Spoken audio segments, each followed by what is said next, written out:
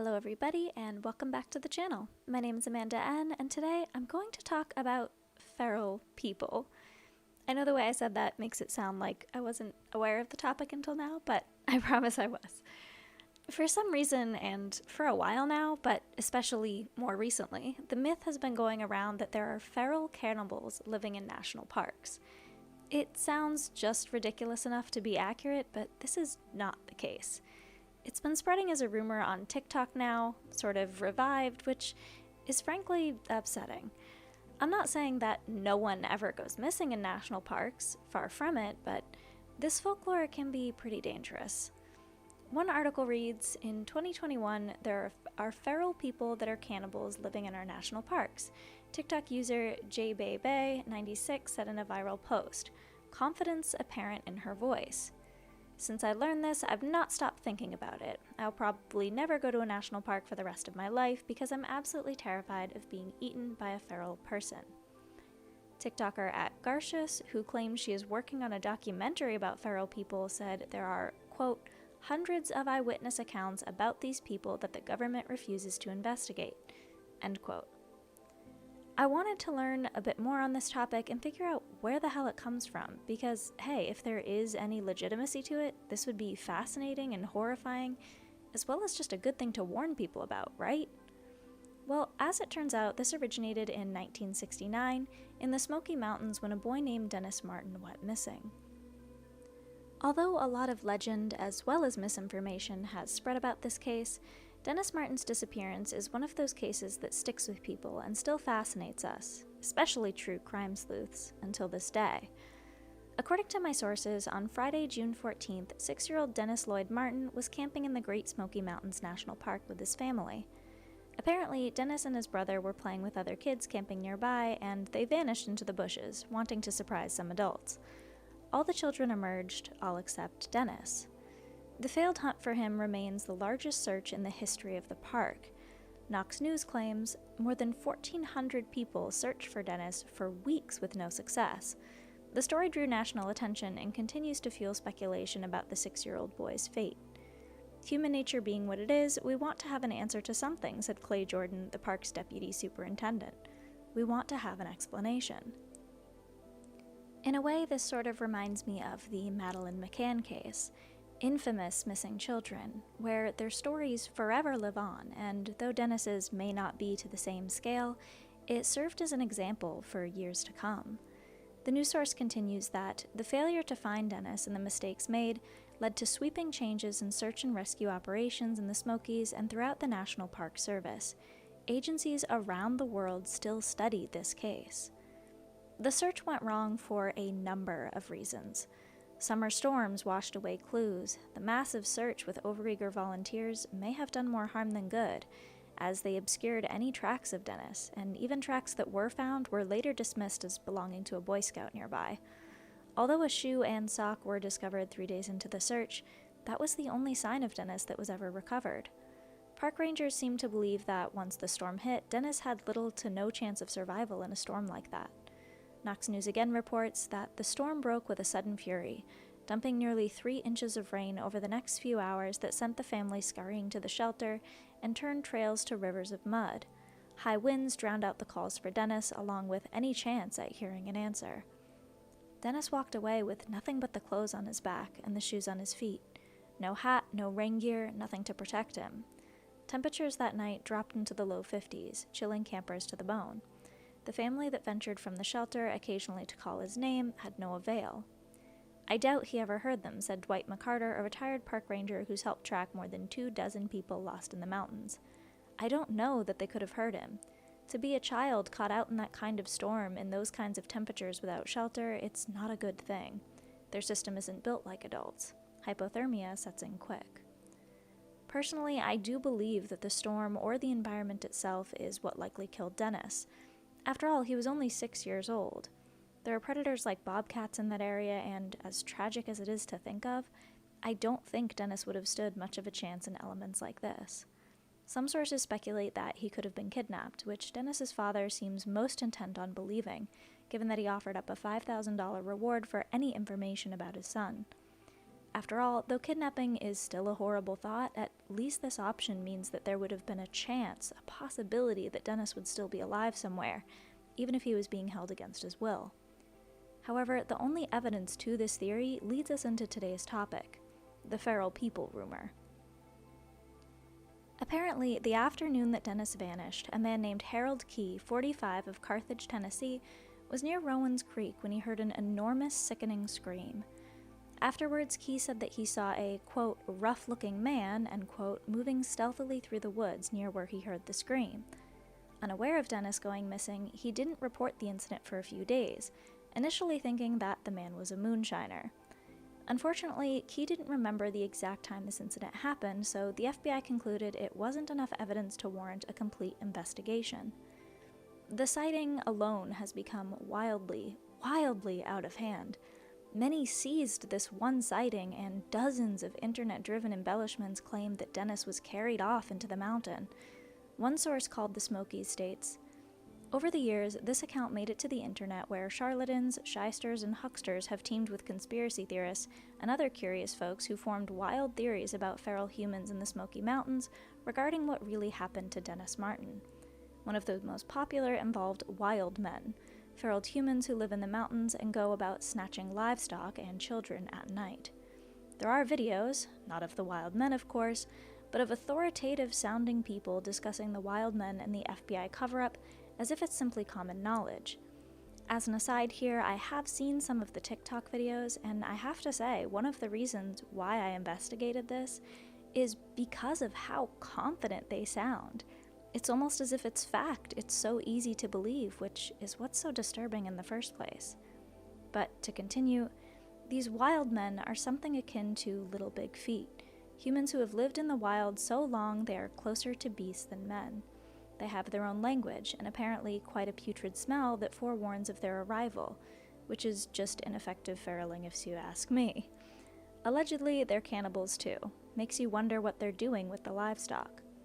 One guy, who made a very nice video walking his fairly rotund weenie dog through a cemetery, speculated the wild people could be indigenous people who slipped away before the Trail of Tears and survived in the forest well into the 1900s. He added that some of the wild people spoke English, others their own language, and still others here without discernible speech. The same guy indicated his uncles were paid by the FBI to hunt and kill wild people prior to Dennis's disappearance. Remember those Vietnam-era Green Berets? They were reportedly brought in because of their experience in the dense, wet jungle. But our conspiracist friends would have us believe that they weren't there as part of a search party.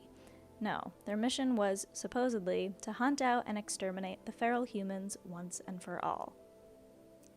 That's the thing about conspiracy theories. When they take off, and they get intense. To think that all of this stemmed from Dennis Martin's disappearance and one man's sighting is pretty incredible and pretty alarming. Whether it's nomads, hermits, indigenous people, the theories are vast, frustrating, and without concrete evidence. Seriously, I understand that it's difficult to not have an answer to something, and I can understand that when there's no common sense argument to be had, then people might be inclined to look into conspiracies and other strange explanations that satisfy their curiosity. Whether or not I agree, at least it's understandable why people would look into these reasons, but for this case, it doesn't make sense. The author of this article states that they're local to the area, and no one has ever said anything about keeping an eye out for cannibals. Bears, absolutely. If there were actually cannibals kidnapping families, though, then it would have happened more than this one singular time in 1969. Again, do people go missing in national parks? Absolutely.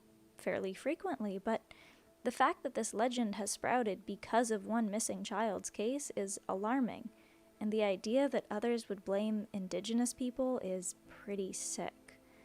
I'm not even saying that feral people don't exist either, though that's an entirely different topic.